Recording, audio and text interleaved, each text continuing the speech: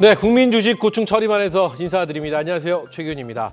자, 시장에 대한 고민부터 종목에 대한 고민까지 시원하게 날려드릴 해결책을 제시해드리는 시간, 우리 주식 1타 강사 박윤진 대표와 함께합니다. 안녕하세요. 네, 안녕하세요. 반갑습니다. 네, 반갑습니다. 네. 날씨가 엄청 추워졌어요. 네, 추워졌습니다. 날씨가 엄청 추워졌는데 우리 시장도 엄청 정말 춥네요. 네.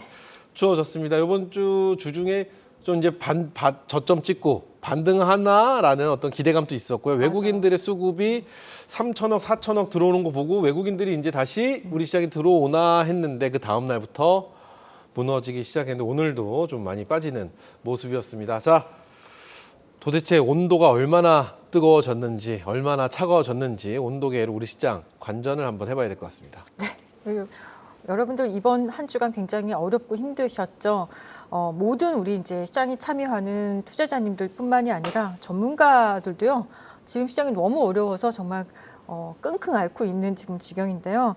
자, 일단 먼저 자료 준비된 거 보시면서 아까 우리 이제 앵커님이 얼마나 지금 온도가 올라갔길래라고 하는데 지금 온도가 보니까 별거 없어요. 오, 그러네요. 예, 그러니까 뭐 월요일 날 시초가 대비 지금 종가에 보면 별거 없네, 이거 별거 아니네라고 하는데 그건 아니고요. 중간중간에 급등을 했다, 그렇죠. 급락했다, 급등했다, 급락했다 이렇게 냉탕, 온탕, 냉탕, 온탕 가서 오늘 이렇게 마무리했으니까 아무것도 아닌 것 같아 보이지만 이번에는 환율이 사고를 쳤다기보다는요. 이 국채가 이 그렇죠. 금리가 사고를 쳤습니다. 그러니까 거의 지금 제가 4.98이 어저께 목요일 날 날짜고요. 금요일 날로 보면은 거의 5%에 네. 지금 육박하는 이제 숫자가 나온 겁니다. 그러다 보니까 이번에는 금리가 굉장히 이게 사고를 친 지금 한 주간이 되어서 코스피 보세요. 3.3% 하락인데 이게 최저점보다 올라온 지금 숫자고요. 네. 코스닥이 6.51% 하락. 2,400포인트, 800포인트 다 무너졌네요.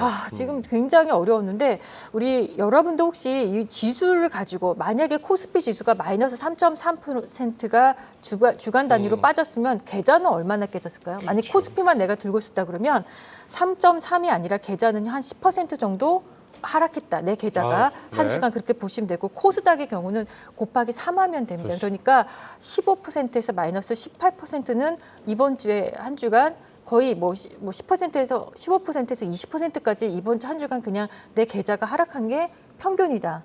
이렇게 보시면 돼요. 곱하기 3을 하면은 얼추 맞습니다. 이렇게 빠지면은 예. 제가 제일 걱정되는 부분은 네네. 우리 지금 시청하고 계신 시청자 여러분들이랑 개인 투자자분들 반대 매매를 그러니까요. 맞을 수밖에 없는 상황이잖아요. 이미 그렇죠? 반대 매매가 많이 나왔을 그렇죠. 것으로 예상이 되는데요.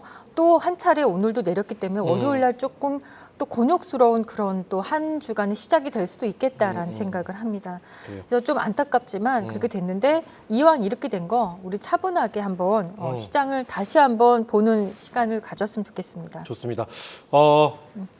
그냥 궁금한 것도 있고 바람도 있는데 네. 이번 주에 어떤 빠졌던 부분 그리고 다음 주까지 시장의 바닥을 좀 확인할 수 있을 거라고 보시나요? 이제 더 저는 이상 거의 왔다라고는 다 왔다, 그렇죠? 생각은 하는데요. 네. 일단 자료 보면서 이야기 한번 나눠볼까요? 네네. 뭐 아까 설명드렸던 대로 10년물 미국의 그냥 국채 수익률이 5% 돌파를 하고 이게 이제 2007년 이후 급등 처음으로 이제 2007년 이후 이제 이례적인 어떤 그런 숫자가 나온 건데 2007년에 이런 숫자가 나왔다고 여러분들 혹시 2007년에 어떤 일이 있었는지 아십니까? 뭐가 있었죠? 이렇게 국채 수익률이 2007년? 급등하고 나서 2008년에 서브프라임 모기 사태가 거대하게 일어난 거죠. 97년에 IMF가 있었고 네, 그다음에 그러니까 10년 뒤에 이제 예, 지금 그러니까 2007년 이후 이 최고치를 쳤다라는 게 이게 약간의 2008년에 어떤 그런 부메랑이 일어나지 않을까 부동산에서 이제 약간 이런 것도 걱정이 되는 시기이기도 하고요.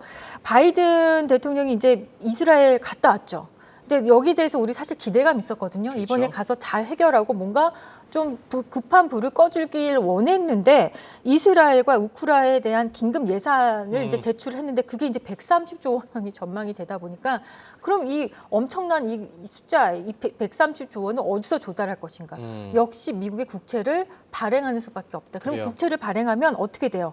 이게 국채 수익률이 올라갈 수밖에 그렇죠. 없는. 그러니까 5%대 육박했고 거기에 대해서 그대로 우리가 얻어맞은 거잖아요. 그러면 지금의 어떤 상황은 뭐 이스라엘하고 지금 팔레스타인에 지금 약간 전쟁이 좀 난 거지만 그 전에 러시아, 우크라이나도 있었고요. 이것을 보면 전 세계가 다 이것을 지금 같이 떠안고 있는 거거든요. 그래요. 뭐 이 나라만의 문제가 아니라 우리가 지금 고통을 다 분담하는 상황이 되는 거죠. 그래서 어디선가 지금 전쟁이 나면 모든 지금 전 세계가 다 고통을 분담하는 거니까 안 나는 게 최선이고 그렇죠. 가장 좋다라는 생각이고요. 자, 이번 주에 또 한 주간 또 이슈가 됐던 거는 미국에서 저사양 AI 칩도 안 된다. 그렇죠. 중국에 가면 안 된다. 이렇게 하면서 중국의 또 어떤 반도체 규제가 또 강화가 됐는데 그러면서 이제 중국에서는 브로드컴에 대한 빅딜을 불어로 맞대응하겠다라는 이야기까지 나오면서 미국과 중국이 또 이제 첨예하게 또 대립이 되는 이런 시츄에이션도 나왔던 한 주였다 보니까 뭐 전쟁을 여기서 얻어맞고 저기서 얻어맞고 진짜 뭐 사방에서 얻어맞은 한 주가 아니었나 생각이 듭니다. 미국의 중국 뭐라고 할까요? 불어 네. 반도체. 근데 그 와중에 또 틈새로 우리나라의 삼성전자는 또 이득을 보고 있습니다. 그래서 메모리 반도체는 또 허가 사항에서 빼줬잖아요. 네. 그 불어되는 상황에서. 그래서 살짝 시장이 반등을 하나 했더니만 뭐 이스라엘과 네. 어떤 중동의 충돌로 네. 인해서 여러 가지 좀 힘들었던 한 주가 아니었나 싶습니다. 네. 다음 주에 끝나겠죠. 네. 이런 좀 바람을 네. 가져가 보도록 하겠습니다. PBR 밴드가 지난번에도 소개했듯이 코스피 PBR 밴드는 진짜 정확해요. 0.86, 0.84 정도면 진짜 저점 잡은 겁니다. 그래서 오늘 어느 정도 그 정도 수준까지 나왔다라고 보고요. 다음 주에 한번 반등 한번 기대해 보겠습니다. 네, 좋습니다. 자, 이렇게 해서 한 주간 우리 시장에 대한 관전평 들어봤습니다. 자, 오늘의 국거처 이제 본격적으로 출발해 볼 텐데요. 먼저 우리 시청자 여러분들을 위한 참여 방법부터 빠르게 만나보고 오도록 하겠습니다. 진세민 캐스터가 준비했습니다. 여러분과 함께 배워가는 국고처 MSCI 지수 정기 변경이 한 달 앞으로 다가오면서 어떤 종목이 편입 편출될지 주목받고 있는데요. 먼저 MSCI는 미국의 모건 스탠리 캐피털 인터내셔널사가 1년에 4번 발표하는 세계 주가 지수로 전 세계 투자자와 펀드 매니저들의 투자 방향을 결정합니다. 매년 2월, 5월, 8월과 11월에 3개월간의 주가 변동과 산업 내 경쟁사를 고려해서 편입과 편출 종목이 선정되는데요. 그럼 증권가에서 발표한 편입 예상 종목부터 살펴보겠습니다. 먼저 SK텔레콤은 작년 8월에 외국인 보유 비율이 높아 편출됐던 기업이죠. 이번에 외국인 지분율의 기준점인 41.65% 이하를 유지한다면 재편입될 것으로 보입니다. 포스코 DX는 7월 이후 주가가 60% 넘게 오르면서 MSCI 시가총액 기준인 4조 5천억 원을 충족했습니다. 금양은 지난 5월과 8월에도 편입 유망주였지만 주가가 단기 급등한 종목의 편입을 제한하는 규정으로 인해 불발됐었는데요. 이번에는 안정적으로 기준을 통과할 듯 보입니다.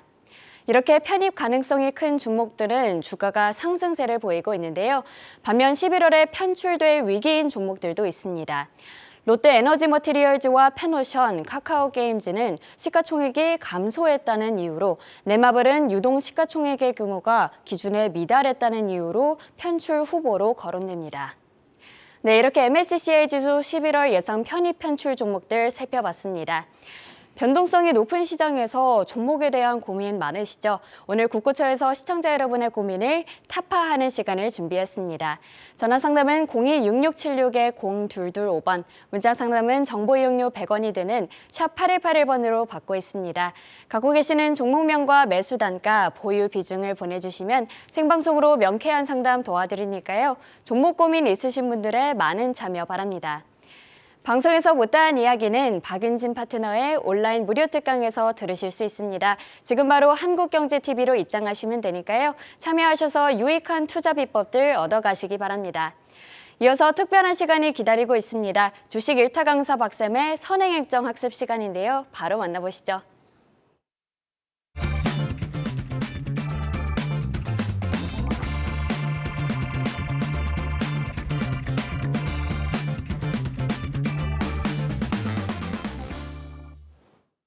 네, 한 주의 마무리 매주 금요일 밤 9시 우리 박윤진 파트너와 국고처 함께하고 계십니다. 자, 이번 시간은 우리 시장의 주요 이슈를 2주, 3주 앞을 내다보는 선행학습을 해보는 시간으로 이어갈 텐데요. 아까 시장 관전평에서 말씀해 주셨듯이 만약에 바닥을 우리가 확인했다면 지금부터 봐야 될 2주, 3주의 선행학습 시간이 굉장히 그럼요. 중요한 시간으로 좀 다가오지 네, 않을까 싶습니다. 왜냐? 시장에 딱히 시장을 이끌어갈 주요 섹터가 또 보이지 않는 가운데 굳이 찾는다면 반도체 정도 뭐 이렇게 얘기가 나오고 있는 예. 상황에서 뭔가 이 선행학습으로 간다라면 맞아요. 시장을 좀 이끌어가지 않을까라는 기대감을 갖고 오늘 또 한번 선행학습 시작해 보도록 하겠습니다. 자, 여러분들 항상 이 시간에는 제가 그 다음 주, 바로 다음 주에 있을 일정을 이야기하는 것이 아니라요. 2주차, 3주차 이야기를 하니까 잘 한번 그렇죠? 참고해 보시기 바랍니다. 제가 지난 시간에 이제 여러분들에게 실적 발표를 한다 그러면서 잘못 기재했더라고요. 2분기가 아니라 3분기고요. 네, 3분기. 자, 미국의 3분기 기업 실적 발표가 있는데 뭐 애플, 퀄컴, 연브랜드, 뭐 맥도날드 있는데요. 엑슨모빌과 쉐브론 이제 이쪽 한번 진짜 이 석유 관련한 이런 업체들의 이 지금 실적이 좀 약간 기대가 되는 상황이 되는데요. 왜냐하면 유가가 상당히 많이 올랐죠. 그래서 여기 관련해서 아마 여러분들에게 오늘도 이야기할 얘기가 있을 것 같고요. 네. 자, 우리나라도 지금 3분기 실적 발표, 뭐 삼성전자는 이미 어떤 예상치는 벌써 발표한 상황이고요. 됐다. 생각보다 괜찮았다라고 이렇게 나온 거고요. 또 보면은 뭐 여러 가지 이제 회사들이 있는데요. 이쪽 회사들 여러분들 실적 발표 있다는 거 2주 후죠. 그러니까 위에 날짜를 보시면 10월 30일에서 네. 11월 5일까지의 날짜라고 보시면 되고요. 자, 그다음에 이제 지난 시간에도 설명드렸던 내용입니다. 마음 AI가 컨퍼런스를 개최하는데 새로운 생성형 범용 AI 워브를 공개한다고 합니다. 그래서 뭐 마음 AI뿐만이 아니라 지능형 로봇이라든지 AI 관련주들도 한번 볼 수 있는 시기가 되지 않았나 이렇게 설명을 드렸던 것 같고요. 현대차가요. 현대 트럭버스 페스타를 개최를 하는데 트럭, 특장차, 특히 이제 수소 관련한 트럭, 전기 트럭, 수소 전기 버스, 수소 전기차 라인업 모두를 공개한다고 합니다. 그래서 뭐 자동차 대표주라든지 수소 관련주들 한번 보시면 좋을 것 같고요.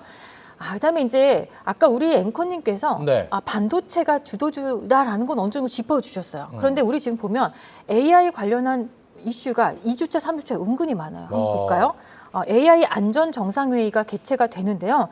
역시 이제 사람을 위협하는 인간의 어떤 대적하는 어떤 AI의 기술에 대해서 좀 두려움도 있는 게 사실이거든요. 그렇죠. 그러니까 AI 기술의 위험성을 공유를 하고 통제할 방식을 도출하기 위한 협력 방안을 논의한다고 해요. 그래서 이제 챗 GPT의 아버지죠. 이제 챗 GPT를 만들어낸 오픈 AI라는 회사 아시죠? 그 CEO 네. 샘 올드먼이라고 하는데 그분하고 마이크로소프트는 여러분들 이 오픈 AI라는 회사의 지분은 마이크로소프트가 진짜 많이 확보를 했거든요. 그러니까 여기 CEO도 참석을 하면서 거기에 대한 이야기를 할 겁니다. 그러니까 지능형 로봇과 AI 관련주들 계속 관심을 받고 스포트라이트를 받을 수 네, 있다는 네. 어떤 그런 생각이 들고요. 이제 미국에서는 면역 항암학회가 또 개최되는데 지난 시간에도 우리나라 기업 중에서는 NK 맥스와 큐리언트라는 회사가 이제 참가한다고 설명을 드렸던 것 같습니다. 특히 이제 이 3주차로 들어가면요. 네. FOMC 회의 발표와 뭐 고용 동향 보고서 매월 있습니다. 그렇죠. 이제 뭐 10월 ISM 비제조업 지수가 있는데 이번에 좀 우리가 중요하게 볼 것이 진짜 이제는 끝까지 온 것이 아닌가. 이제 금리 인상에 대해서 이거 진짜 발표해 주길 바라는 마음에서 제가 이렇게 어떻게 예측하시나요? 동결이 나오지 않을까. 지금 안 그래도 뭐 뭐 전쟁 이야기도 지금 한참 대두돼 있기 때문에 쉽게 금리를 인상하기가 어렵지 않을까라는 생각을 해봅니다. 네. 그다음에 이제 에너지 신산업 투자 일자리 박람회 지난 시간에도 설명드렸는데요. 여기에 대해서 원자력, 태양광, 뭐 풍력 에너지 관련한 일자리를 전문 인력을 양성할 것으로 하는 그런 박람회가 될 것으로 이제 추정하고 있고요.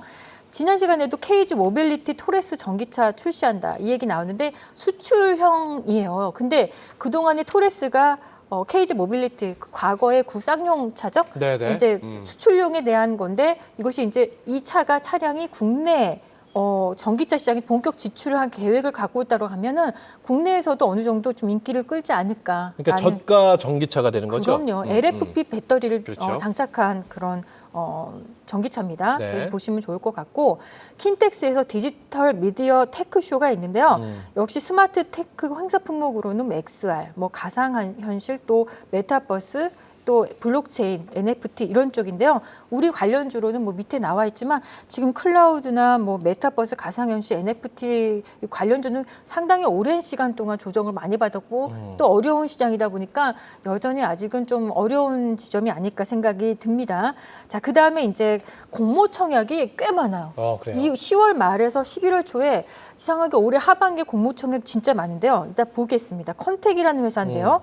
전 세계 유일 위성 영상 수신, 처리, 분석 모두 가능한 토탈 솔루션 제공업체라고 합니다. 그러면은 뭐 위성하고 관련이 있다라고 하면 우주항공 관련주겠죠. 뭐 인텔리안 네네. 테크뿐만이 아니라 우주항공 관련주도 여러분도 AP 위성이라든지 이런 회사들 또 캔코 에어로스페이스라든지 이런 회사들도 여러분들 보시면 좋을 것 같고요. 공모청약 있고요. 큐로셀이라는 왠지 공모청약인데 이 느낌이 오시죠. 이제 제약바이오 쪽에 유전자 치료제 관련 회사, 세포 유전자 치료제 개발 전문 업체라고 합니다. 공모청약이 있고요. 메가터치라는 또 회사가 공모청약을 하는데 메가터치. 왠지 저는 메가터치라고 해가지고 뭔가 IT 쪽 회사인 줄 알았더니 2차 전지 관련한 회사예요. 그래요. 2차 전지 또 반도체, 공정용 뭐 장비 부품 회사라고 보니까 2차 전지도 해당되지만 반도체 소부장도 여기에 해당된다라고 보시면 될 것 같고요. 네. 그다음에 이제 BI 매트릭스라는 많네요, 진짜로. 공모청약 진짜 많아요. 네. 이거는 기업의 공공기관, 뭐 기업뿐만이 아니라 이런 회사들의 데이터베이스 기반 데이터를 분석하는 진흥화 솔루션 업체인데 결국에는 이것이 어떤 이 자동화된 어떤 이 알고리즘 관련한 회사라고요. 그러니까는 소프트웨어라든지 또 코딩이죠. 자동화 코딩. 또 그러다 보니까 챗 GPT 관련주들도 해당이 되니까 여기에 대해서도 여러분들 한번 보셨으면 좋겠고 이제 3주차로 넘어가 이제부터 보겠습니다. 좀 주목을 해봐야겠죠? 예, 3분기 실적 발표하는데 뭐 길리어드 사이언스는 여러분들 대표적인 제약바이오 회사고요. 이베이, 디즈니, 뭐 바이오젠, 폴로, 알프로렌, 그룹폰 등이 그래요. 실적 발표하고요. 여기서는 어디를 좀 지켜봤어야 될까요? 앞서 있었던 2주차 때보다는 저는 좀 그렇죠. 약간 중요도는 좀 낮아진 것 낮아졌죠. 같아요. 네, 그렇죠? 우리가 네. IT 강국이다 보니까 직접적인 관련이 있는 회사들이 많지는 않다. 그래요. 이렇게 보시고요. 네. 국내 기업 3분기 실적 발표는 카카오 그룹주도 쫙 이제 하고요. 서울 반도체가 예. 있네요 또. 그리고 이제 관심 있게 볼 회사들이 뭐냐면 게임 회사들이에요. 게임 회사들이 항상 11월 달에는 좀 급등했던 그렇죠. 전력이 있는데 이번에 좀 그동안에 실적 안 좋았는데 이번에 좀 실적 좀 좋아졌으면 좋겠다라는 생각이 드는데 NC소프트, 뭐 펄어비스, 카카오 게임즈 뭐 이런 회사들, NHN 게임 회사들도 이번에 실적 발표하는 거 한번 주목해 보셨으면 좋겠다 생각이 듭니다. 네. 자, 그다음에 아까 AI 관련한 이런 이슈가 좀 많다고 했죠. 반도체도 있지만 AI 관련주도 계속 보셔야 될 것 같아요. 네. 오픈 AI 아까 챗 GPT 회사죠. 개발자 컨퍼런스 개최가 있는데요. B2B 사업 확장 목적으로 샌프란시스코에서 컨퍼런스를 한다고 합니다. 뭐 여전히 챗 GPT AI 관련주 하면 여러분들 그러니까, 마음속에 떠올리는 회사들이 있죠. 네, 이런 우리 회사들 기업하고 보시면 미국 좋겠어요. 기업하고의 네. 어떤 직접 어떤 관련된 사업 쪽의 컨퍼런스를 네. 개최한다는 거잖아요. 네, 그러니까 여러분들 반도체는 당연히 보셔야 되고요. 왜냐하면 AI 모든 것은 다 반도체 아니겠습니까? 네. 반도체와 이 직접적으로 관련돼 있는 챗GPT 또는 AI 관련주도 함께 보시면 좋을 것 같습니다. 네. 자, 이렇게 보시면 좋을 것 같고 이거 보세요. 지금 얼마나 AI 또 나옵니까? AI 삼성에서요. AI 포럼을 또 개최한대요. 이거는 이제 차세대 반도체 하면 여러분들 딱 생각나시는 거 이제 HBM3. 예, 이렇게 네. 생각하시면 될 것 같고 연구 역량 강화를 위한 AI 또 나오는 거예요. 뭐 기술 연구 성과 공유 발전에 대해서 논의한다고 하거든요. 당연히 반도체 제표주, 지능형 로봇도 해당이 될 거고요. 또 AI 관련주들, 챗GPT 관련주들 여러분들 싹 다 보시면 되지 않을까. 그러면 결국에는 남아있는 일정, 이제 4분기가 얼마 안 남았는데요. 이 일정에서는 이쪽 섹터에 조금 약간 어떤 무게중심의 축이 이쪽에 있겠구나라는 생각을 하고 보시면 어떨까 생각이 듭니다. 그다음에 대한민국의 ICT 융합 엑스포가 있는데요. 행사 품목에는 뭐 증강현실, 가상현실 또는 이제 보안 솔루션 관련주들이 해당된다고 하니까 사이버 보안 쪽도 한번 여러분들 보시면 좋겠다 네. 생각이 들고요. 일정이 많죠. 또 UAM 관련한 컨퍼런스, 콤팩스, KUAM을 콤팩스라고 한대요. 이런 이벤트가 개최가 되는데요. 이번에 여기서 실증 비행, UAM 아카데미, 신생기업 투자 유치 등 다양한 프로그램이 마련될 예정이라고 하는데 제가 이제 UAM 관련하면 딱 생각나는 작은 회사부터 큰 회사들이 있는데 제가 이렇게 찾아보니까 네. 그나마 지금 이쪽 UAM에서 한번 볼 수 있는 이 종목들 지금 자리 괜찮네라고 본 게 LIG 넥스원하고 퍼섹 이 두 종목이더라고요. 네. 여러분들 한번 한번 보시면 좋겠습니다. 자, 이렇게 계속 넘어가겠습니다. 네. 그다음에 이제 또 바야흐로 이제 4분기 이제 날씨가 추워지면요 게임주도 좋지만 사실 이 행사가 그렇죠. 많은 콘서트들 있고 콘서트, 그렇죠. 엔터주도 좋습니다. 스트레이트 네. 키즈 컴백을 하는데 역시 이제 회사인 뭐 JYP를 비롯해서 엔터 332 음반 음원 뭐 새로운 미니 음반을 뭐 발매한다고 하거든요. 스트레이키즈 인기 많죠. 또 SM에서는 에스파라는 그룹이 미니 앨범을 또 발매를 한다고 합니다. 또 엔터 3사들 이렇게 또 여러분들 보시면 되지 않을까 싶고요. 그리고 이제 마지막으로 하나오션이 필리조선소 인수를 제공 시가 있는데요. 이 네네. 필리조선소 예전에 우리 앵커님 기억하십니까? 이제 한화가 대우조선해양을 품었을 때 그렇죠. 왜 대우조선해양을 품었냐? 육해공에 방산의 육해공에 이거를 마무리 이제 이 퍼즐을 완성하는 그렇죠. 시점이다. 그러니까는 이 조선소이지만 이 회사가 잠수함. 그러니까 예, 방산에 있어서 잠수함을 유일하게 대한 어떤 기술력 갖고 있는 회사가 대우조선해양이었기 때문에 그렇게 대우조선해양을요 그렇게 품으려고 노력했던 한화였거든요. 그때는 그러지 예. 않을까라는 추측이었잖아요, 사실은. 네네. 근데 이거를 보고 나서는 네. 이제 확신적으로 좀 저희가 가네요. 그러니까 네. 필리조선소를 필리조선소까지 인수를 한다는데 보면 세계 최대 방산 시장 공략 보도에 대한 이야기 제공 시 만약에 한화에서 이제 향후에 어떤 이렇게 인수해서 잠수함의 최대 잠수함까지 우리가 만들 수 있는 이런 날이 온다면 얼마나 이게 고부가가치 상품이 될지 그래요. 여러분도 한번 생각해 보셨으면 좋겠고요. 여기까지가 3주차 일정이었습니다. 좋습니다. 하나오션의 방산 관련된 소식까지 저희가 2, 3주차의 선행학습을 살펴봤는데 오늘 공감 일정 또 준비되어 있습니다. 네. 근데 2, 3주차에 정말 공감 일정이 될 만한 이슈들이 저는 네. 굉장히 많다고 생각했거든요. 네. 그래서 오늘은 과연 어느 쪽에 대한 공감 일정을 준비해 주셨을지 기대를 안고 한번 네. 가보도록 하겠습니다. 물 천천히 드셔도 됩니다. 네, 감사합니다. 네, 제가 보니까 여러분도 지금 사실은 제가 애써 외면했거든요. 그러니까 지금 이스라엘하고 팔레스타인 이 분쟁을 좀 약간 외면한 면이 없잖아 있는데 오늘은 그 얘기도 조금 해보면서 그래요? 여러분들에게 시장의 상황 또 지금 돌아가는 상황에 대해서 지금 어떻게 현황이 되고 있는지 좀 이야기를 나눠보도록 하겠습니다. 네. 그래서 오늘 공감 일정 한번 여러분 화면 통해서 보시면 다 중동에서 지금 긴장이 완화되는 것을요 사실은 모두가 원해요. 아까 전에 그렇죠. 우리가 분담하고 전 세계가 분담하는 거예요. 결국에는 어느 한쪽에서 뭐 전쟁이 일어난다면 이거는 전 세계 글로벌이 다 같이 세계 모두가 지금 다 고통을 분담할 수밖에 없는데요. 이번에 바이든 대통령이 미 대통령이 이스라엘에 이제 갔죠. 가서 이스라엘과 우크라 승리가 미 안보에는 굉장히 중요하니까 같이 이제 얼싸안고 끌어안으면서 결국에 우리가 좀 도와주겠다. 그리고 이제 약속한 것이 1억 달러 지원 뭐 이렇게 통 큰 투자를 하겠다. 135조. 135조. 그 주변 국가들에게 135조 네, 지원을 하겠다고 네. 얘기했는데 이제 그 지원을 하게 된다고 하면서 사실 이것이 곧 미국의 국채 그렇죠. 발행을 하는 어떤 상황이 될 것이고 그러다 보니까 국채 금리가 급등하는 어떤 계기가 되긴 했는데요. 또 이런 얘기도 있습니다. 결국에는 이렇게 또 돈을 풀면 하마스에 흘러 들어갈 것이라는 어떤 우려도 있는 거는 사실이거든요. 그렇지만 여전히 이제 뭐 미국의 입장에서는 이스라엘과 우크라이나가 승리하는 것이 미국의 안보에 굉장히 중요하다라고 보고 있는 겁니다.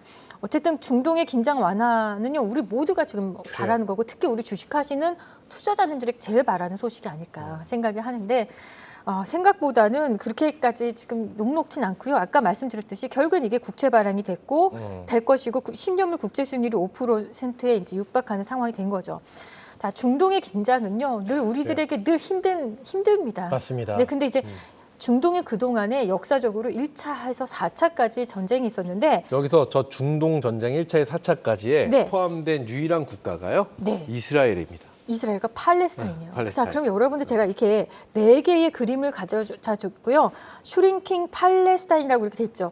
결국의 결론은요. 1차하고 4차까지의 중동의 전쟁이 일어났을 때 결론이 무슨 이야기냐? 여러분들이 초록색 있죠. 지금 이 초록색이 팔레스타인 팔레스타인의 영토고요. 이 표 되게 하얀색이 좋네요. 네. 하얀색이 이스라엘이에요. 네, 근데 네. 여러분들 전쟁이 나면 날수록 누가 지금 영토가 지금 커졌습니까? 하얀색. 이스라엘이 커지고 있죠. 이스라엘이죠. 결론은 중동에서 전쟁이 일어나면 일어날수록 이스라엘만 영토만 확장이 된 결과가 되었거든요. 우리가 좀 그냥 이 과정은 좀 생략하고요. 결론만 딱 보자고요. 그러면 이스라엘은 이번에 만약에 이제 굉장히 아프게 지금 공격을 당하긴 했지만 침공당하긴 했지만 그동안의 4차까지 결과를 봤을 때 항상 본인들에게 결과적으로 좋았던 그 기억이 있는 겁니다. 네. 그러다 보니까 어떤 자신감이 있는 것 좀 아닌가라는 생각도 이스라엘 사람들은 하는데요. 욕심 아닌가 싶기도 하고요. 네, 자신감이 아닌가 싶기도 그러니까요. 하고요. 중동 전쟁의 결국은 후유증은요. 이스라엘은 영토를 넓혔지만 전 세계에 어떤 지금 뼈아픈 상황이 됐냐면요. 소리, 노게스라고 여기 보이시죠. 결국 산유국들 입장에서는요. 아주 급격하게 원유를 감산하는 어떤 이런 원유량을 감산하는 이런 계기가 됐고 그러다 보니까 원유 석유의 오일 파동이 왔고요.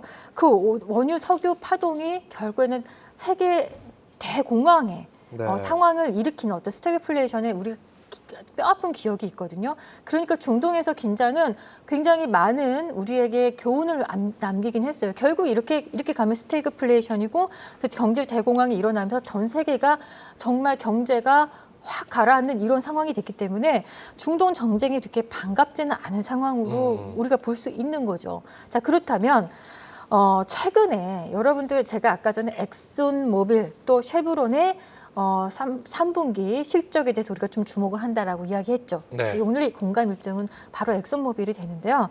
엑손모빌에서 이제 통큰 투자를 최근에 했다는 이야기 보도가 며칠 전에 제가 봤는데요. 석유 공룡하면 엑슨모빌을 따라갈 자가 없습니다. 엑슨모빌의 창시자가 된 사람은요. 록펠러죠. 석유왕 록펠러가 네. 주축으로 해가지고 만들어진 회사인데 최근에 80조 원이나 들여가지고 셰일 오일 시추업체를 인수했다고 합니다.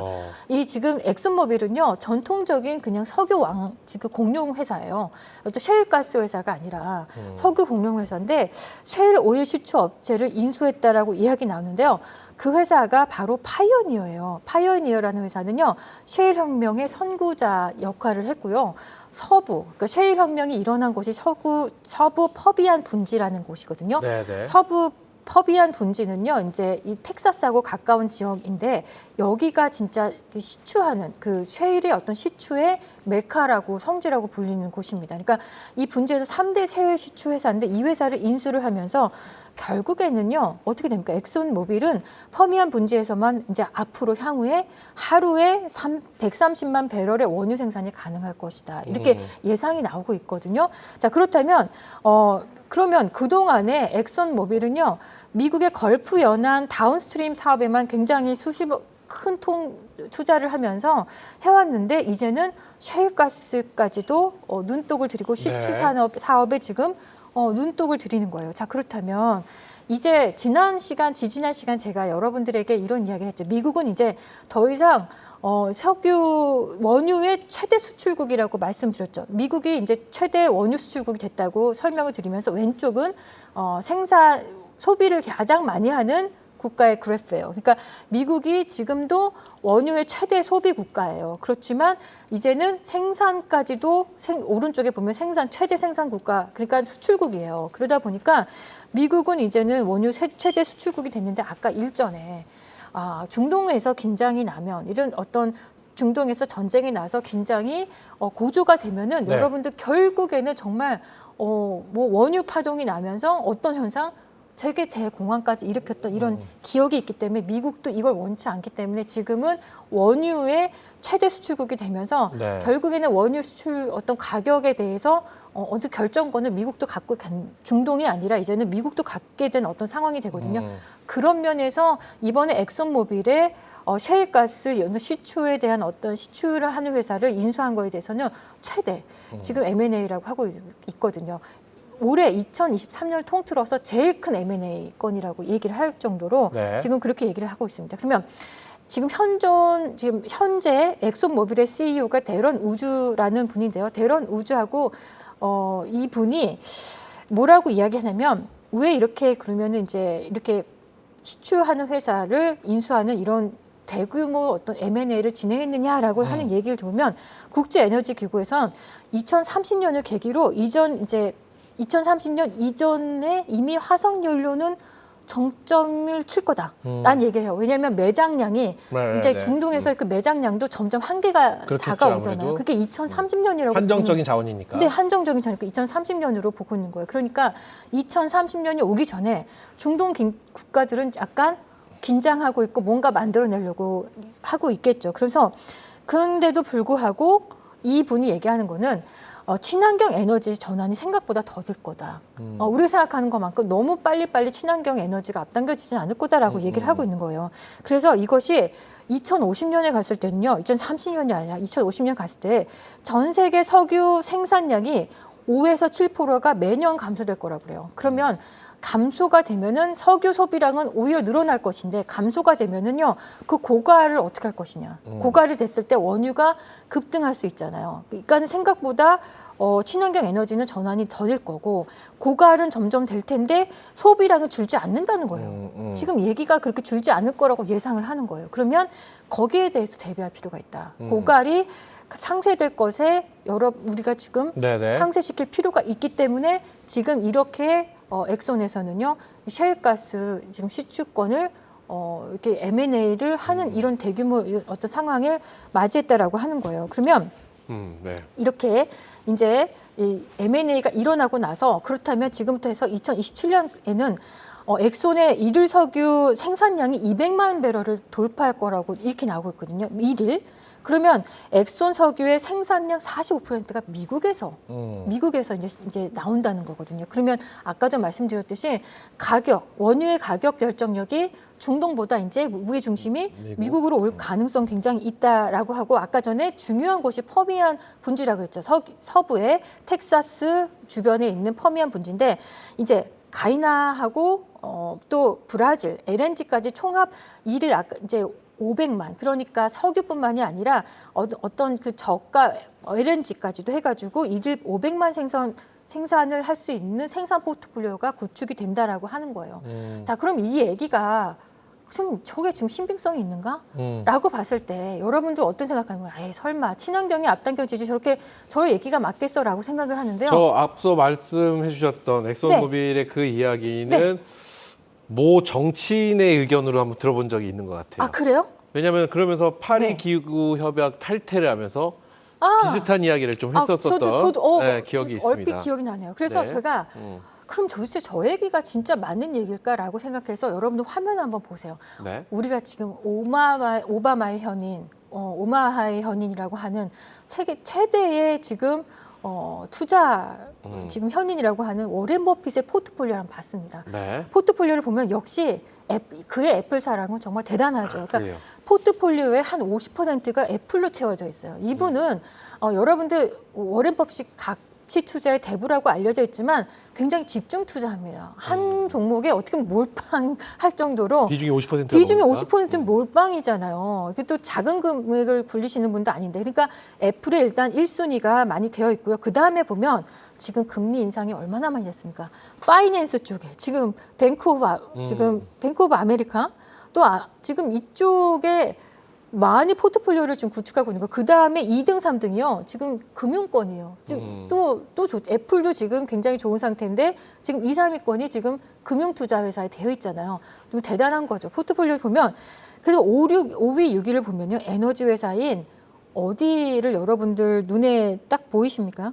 지금 쉐브론하고 옥시덴탈이거든요. 아마 쉐브론은 아실 건데 옥시덴탈은 좀 생소하실 거예요. 옥시덴탈은요, 역시 미국의 석유, 가스, 화학 관련 회사예요. 근데 이 옥시덴탈을요, 언제 이분이 집중 투자했냐면 러시아하고 우크라이나 전쟁 바로 직전에 옥시덴탈을 굉장히 집중 매입을 했거든요.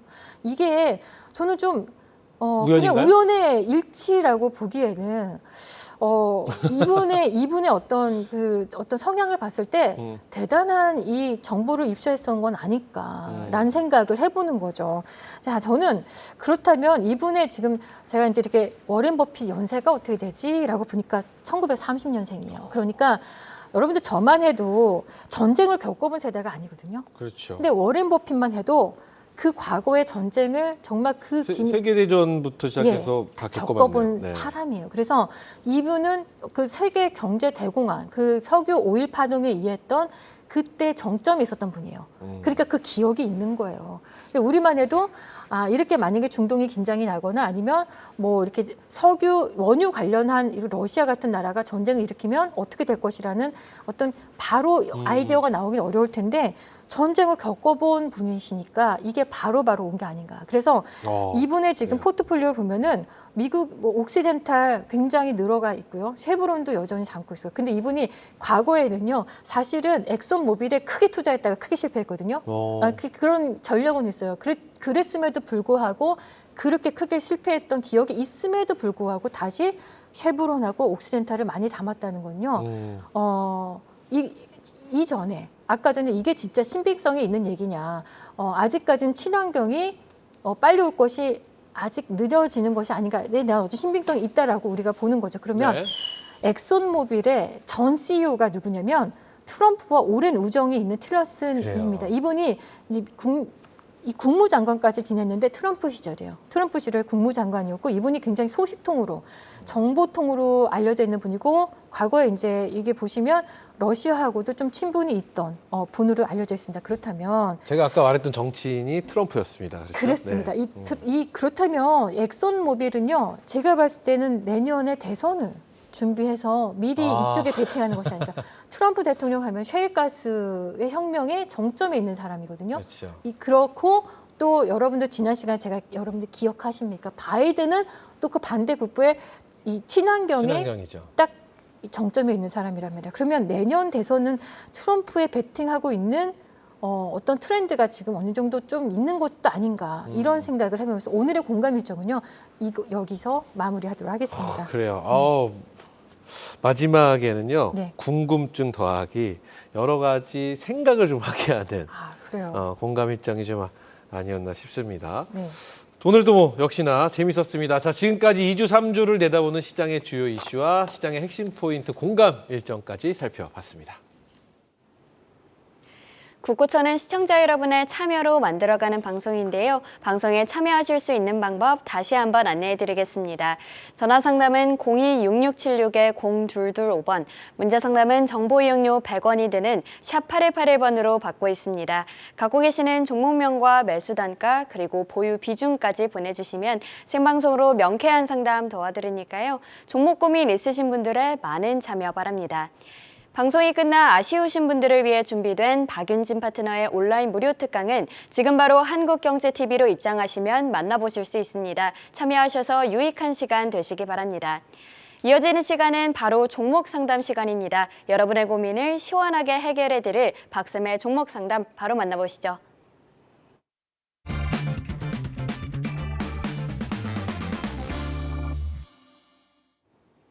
네, 한 주의 마무리 매주 금요일 밤 9시 우리 박윤진 대표와 국거처 함께하고 계십니다.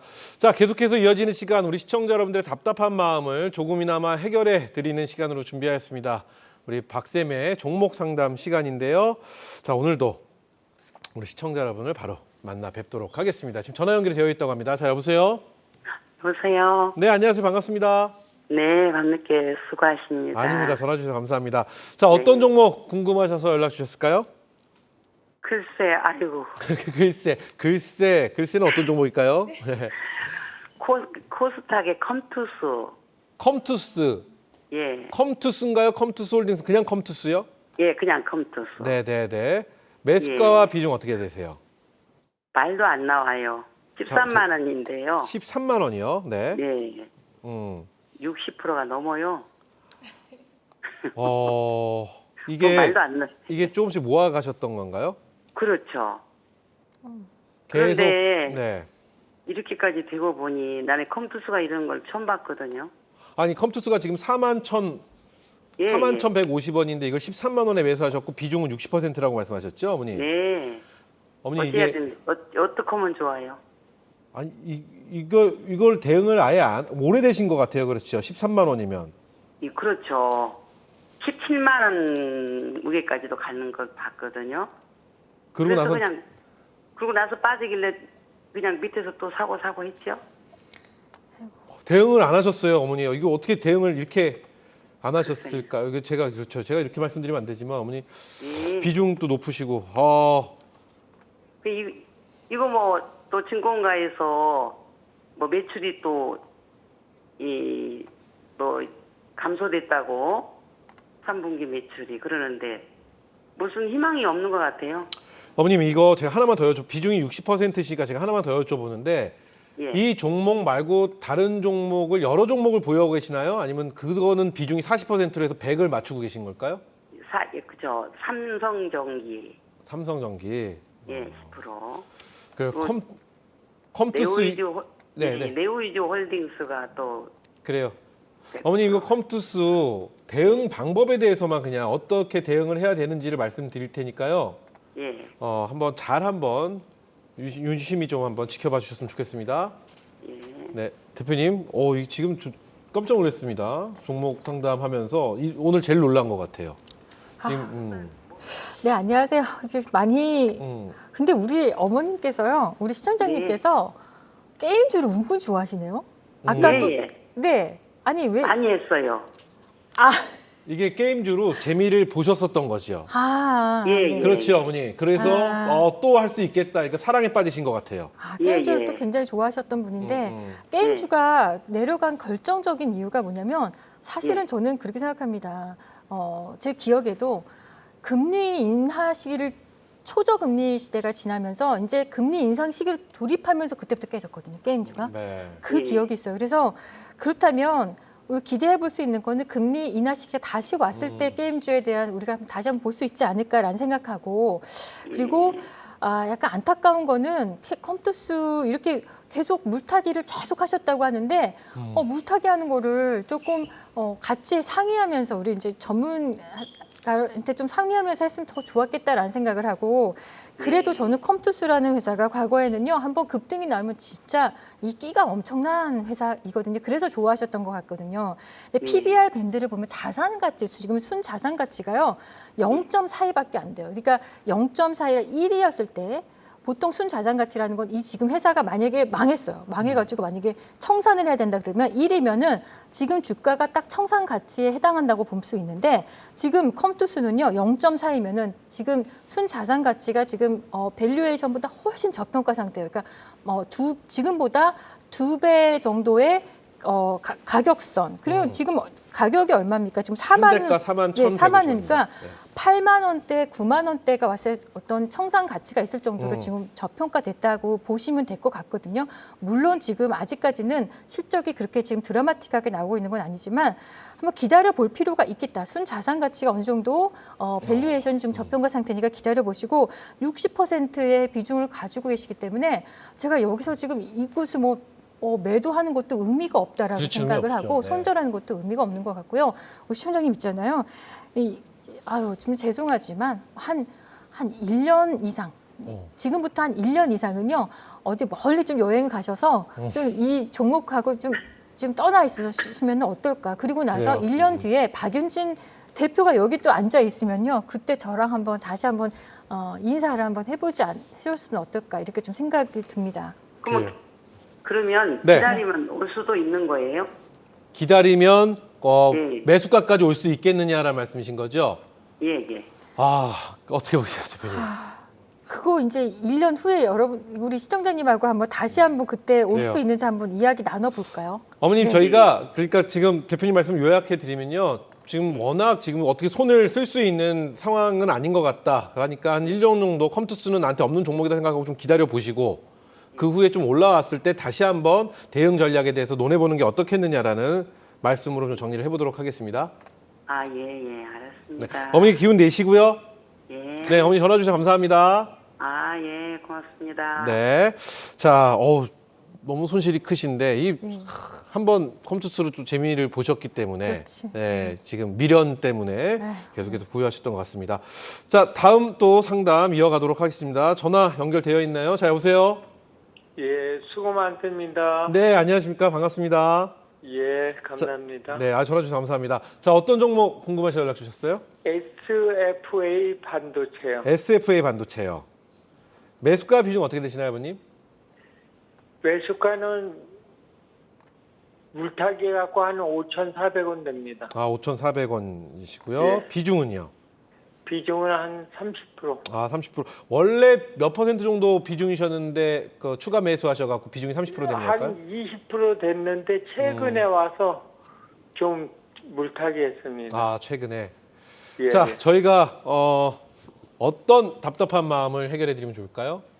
아니, 이게 전에는 한 1년 넘었었는데 네. 올라가서 계속 줄줄 세기만 해갖고 좀 이걸 어떻게 해야 되나 해서 궁금해서 전화드렸습니다. 아, 아버님 이거 언제 매수하신 건가요?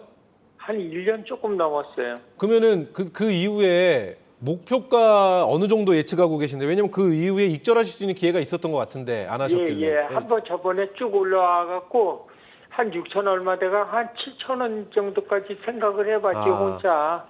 그런데 제가 정확한 지식이 없으니까 그걸 알겠습니다. 뭐 어느 선에서 팔고 또 빠졌다 또 들어가고 이게 저기를 잘 몰라서 그래요. 그래서 상의 전화드렸습니다. 그래요. 전화 잘 주셨습니다. 저희가 SFA 반도체에 대한 전망과 함께 대응 전략 말씀드리면 되겠죠? 예, 감사합니다. 네, 박윤주 대표님 네. 어떻게 보고 계실까요? 우리 시청자님 일단 너무 죄송한 게 제가 지금 계속 차트를 좀 열어서 보여드리고 싶은데 차트가 지금 연동이 잘 안 돼가지고 그래요? 차트 얘기는 좀 못 해드릴 것 같고요. 대신 1년 정도 되셨고 5,400원에 매수하셨고 30% 비중이라고 하셨는데 일단 저는 반도체는요 그래도 좋게 봅니다. 특히 이제 SFA 반도체는 대표적인 오사트, 그러니까 후공정 업체인데 우리나라 지금 반도체 회사도 힘내고 있거든요. 네, 그러면 네. 결국에는 지금 사실은 이제 반도체라고 하면 최상단에 있는 뭐 칩리스, 팹리스 회사들 또 중간에 또 디자인 하우스들 또 밑에는 이제 오사트 회사가 있는데 대한민국에서는 오사트 그러니까 이 후공정 회사들이 사실은요 다 낙수 효과가 굉장히 크거든요. 네. 그래서 SF 반도체도 저는 여기에 해당하는 회사이기 때문에 지금 당장은 올해 반도체가 사실 업황이 좀 좋지 않았지만 이제 반등이 곧 내년 초에부터 나올 그렇죠. 거라 살아나면. 생각을. 네, 그래서 그런 오사트 업체들은요 다 수혜를 받게 돼 있어요. 그러면 이왕 고생하신 거 1년 정도 지금 또 마음고생하셨는데 이왕 고생하신 거 좀 더 시간 기다려주시면 내년 제 생각엔 봄에 좀 따뜻해지려고 이제 봄에서 뭔가 겨울에서 봄으로 가는 이 시기 때 됐을 때는요 뭔가 마음이 좀 편안해지시는 시기에 오지 않을까. 그때 저희하고 다시 한번 이야기 나눠보시는 시간 가졌으면 좋겠고 30% 비중이니까 더 늘리진 않으셨으면 좋겠어요. 네. 네, 좋습니다. 자, 이렇게 해서 SFA 반도체까지 반도체에 대한 우리가 좀 희망을 갖고 있기 때문에 그 낙수 효과에 대한 기대도 분명히 가질 수 있는 기업이다. 그래서 좀 기다려보면 어떻겠느냐라는 의견으로 정리하도록 하겠습니다. 자, 여기까지 저희가 시청자분의 종목 상담 도와드렸습니다. 자, 한 주의 시작과 끝 국고처 함께하고 계시는데요. 계속해서 이어지는 시간 우리 박윤희 대표의 이제 센 주식 시간인데요. 투자의 찐 강자로 거듭나기 위한 필수 코스 센 주식 이야기 또 바로 만나보도록 하겠습니다. 네. 자, 여러분들 센 주식 좋아하시죠? 그러니까 지금 그리고 이제 대시세 나오는 텐베거 종목들을 많이 좋아하십니다. 근데 텐베거 종목을 나오기 위해서는요. 아무리 그 회사가 실적이 좋고 내용이 좋고 좋은 공시가 있고 뭔가 재료가 있어도 일단 기본적으로 매집이 안 되면요. 이 종목이 가질 않아요. 절대로 10배 갈 수가 없고요. 세지 않습니다. 그러니까 매집이 시작인데요. 매집된 종목을요. 이제 매집을 어떤 종목이 그 힘이 좀 있는 어떤 주체에 의해서 매집이 됐다고 이제 가정해보자고요. 그러고 나면 그 매집이 일어나고 나서 본격적인 어떤 시세가 막 상승하는 상승 롤링 구간인데 저는 그거를 본상승 구간이라고 해요. 그러면 매집 구간에서 매수를 해야 될까요? 아니면 본상승에서 매매를 해야 될까요? 이런 고민이 있죠. 우리 앵커님은 항상 매집을 좋아한다고 하셨어요. 근데 네. 저는 매집 구간은 비추세 구간이에요. 추세가 없어요. 근데 좀 바뀌었어요, 이 보면서. 그래요? 네. 그래요? 좀 바뀌셨습니까? 이제 본상승 좋아해요. 이게 바로 교육의 힘입니다. 그래요? 그래서 네네. 비추세 구간이기 때문에 저는 매집 구간에서 매매하는 걸 좋아하지 않아요. 왜냐하면 매집 구간에 잘못 들어가면 1년, 2년, 3년까지 이상 매집을 하는 종목들도 있거든요. 그래요. 그러면 진짜 너무 오랜 기간 동안 고통스러울 수도 있기 때문에 저는 안 하고요. 본상승 구간이 나왔을 때 매매를 하는데 그때는 본상승은 뭐냐? 바로 상승으로 추세가 이렇게 이루어진 그런 때예요. 그렇다면 합의를 보는 거죠. 그 본상승은 좀 너무 올라간 것 같고 매집이 너무 낮은 것 같고 그러면 중간 단계인 본상승 초입에서 매매를 네네. 해봐도 괜찮은 단계가 됩니다. 그럼 본상승 초입에서 우리가 매매를 한다고 스타팅한다고 쳐봐요. 그러면 본상승으로 올라갈 때 천천히 올라가는 시세도 있겠지만 만약에 수급하고 지표가 보강이 되는데 갑작스럽게 막 강하게 지금 거래량과 수급이 붙으면서 거래 대금도 붙으면요, 우리 그때를 돌파라고 합니다. 그러니까 네. 본상승 초입에서 본상승 할 때 천천히 가는 거 그냥 가는 경우도 있지만 좀 스피드하게 또 아주 티가 나게 뭔가 돌파를 하면서 가는 거를, 그러니까 돌파 매매라고 본상승 가는 두 가지 방법. 스피디한 건 돌파 매매예요. 자, 그렇다면 본상승은 막 올라가는 종목이요. 템베고 가는 종목도 마찬가지. 올라가다가 이렇게 무조건 가는 건 없어요. 이게 무조건 조정, 기간 조정, 가격 조정이 반드시 옵니다. 그 자리가 바로 낙폭과대예요. 그럼 네. 낙폭과대는 수급도 조금 깨지고 지표도 조금 훼손이 되는 거거든요. 그러면 본상승에서 낙폭과대로 내려올 때 이제 시간과 어떤 가격이 조금 내려오는데 낙폭과대에 있던 종목이요. 다시 한번 본상승으로 올라갈 때 또 한번 천천히 올라가는 경우하고요. 아주 스피드하게 올라가는 경우가 있다 그러죠. 그러면 본상승 갈 때 스피드하게 올라간다. 여기서 또 다시 한번 돌파 매매가 또 나오는 거예요.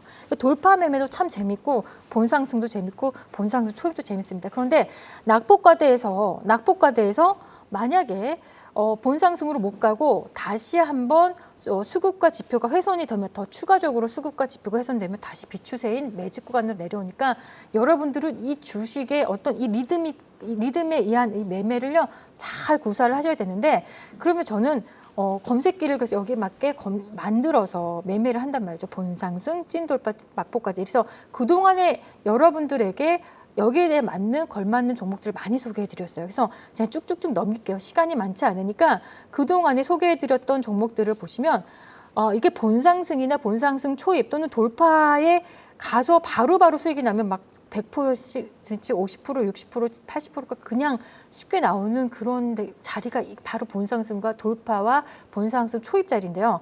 지금은 시장이 조금 어렵다 보니까 이렇게 가파르게 나오진 않습니다만 이렇게 내용들이 상당히 빨리빨리 수익이 나는 자리들을 볼 수가 있어요. 최근에 이제 기억나시는 거, 텔레칩스도 제가 그때 여러분들에게 자율주행 관련주 꼭 보셔야 된다. 카메라 관련주 자율주행 보셔야 된다 하면서 텔레칩스도 소개해서 바로 수익이 나서 65%가 나왔고요. 소개해드린 자리부터 레인보우 로보틱스도 한 50%가 바로 나왔고요.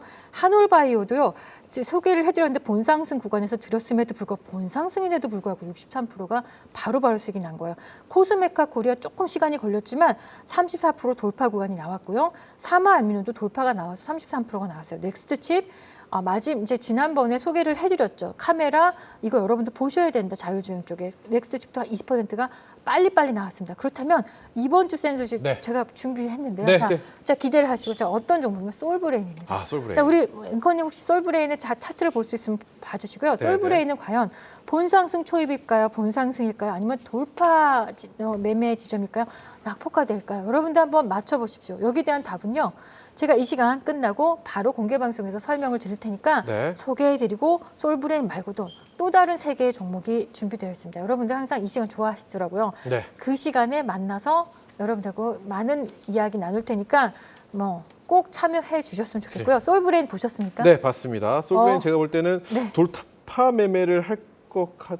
우리 이제 앵커님이 점점 보는 눈이 이제 확 그래요? 바뀌신 것 같아요. 그래요. 아주 좋습니다. 좋습니다. 아무튼 네. 여기 대한 정답은 제가 이거는 잠시 공개 후에. 방송 시간에 말씀드리도록 하겠습니다. 좋습니다. 솔브레인 오늘 말씀해 주셨고요. 못다한 이야기, 방송에서 못다한 이야기 잠시 후 이어지는 온라인 무료 특강 많은 이야기 또 준비해 주셨다고 하니까 우리 시청자분들 많은 참여 부탁드리겠습니다. 자, 오늘 저희가 준비한 내용 여기까지입니다. 저희는 다음 주 금요일 밤 9시 또 다시 찾아뵙도록 하겠습니다. 열정을 가진 시청자 여러분, 저희 국호조와 함께 하시면 다음 주도 행복한 소식이 이어집니다. 한 주간 고생 정말 많이 하셨습니다. 다음 주 금요일 밤 9시에 뵙죠. 감사합니다.